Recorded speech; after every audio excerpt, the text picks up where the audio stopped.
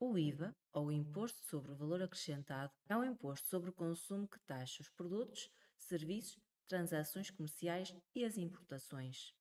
É um imposto plurifásico, uma vez que é liquidado em todas as fases do circuito económico e não cumulativo, pois o pagamento é fracionado pelos vários intervenientes do circuito económico através do crédito do imposto. Este imposto divide-se em três tipos de taxas em Portugal, aplicadas em função da zona geográfica e do tipo de atividade ou serviço, sendo elas a taxa reduzida, a taxa intermédia e a taxa normal. Para começar, deve no PHCCS Web aceder ao ecrã Taxas de IVA, através do menu aplicacional.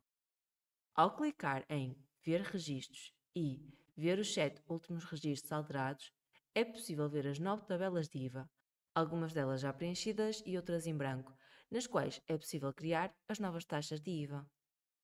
É importante referir que a tabela 2 está associada à taxa de IVA normal e não deve ser alterada. A título de curiosidade, a taxa de IVA a aplicar deve ser adaptada a cada caso. Assim, se os bens se encontrarem no continente e são expedidos, por exemplo, para a região autónoma da Madeira, a taxa de IVA a aplicar é a taxa de IVA em vigor no continente.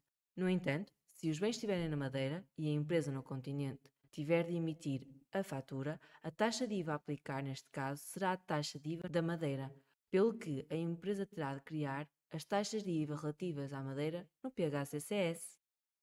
As taxas praticadas na região autónoma da Madeira são as seguintes: 22% para a taxa normal, 12% para a taxa intermédia e 5% para a taxa reduzida. Agora, pode criar as taxas relativas à região autónoma da Madeira no PHCCS. Para isso, basta clicar numa tabela livre, por exemplo, a tabela 5, e, após clicar no botão Alterar, poderá preencher a taxa de IVA de 22% para a taxa normal. E, por fim, grave as alterações. O processo repete-se para a taxa intermédia de 12% e para a taxa reduzida de 5%.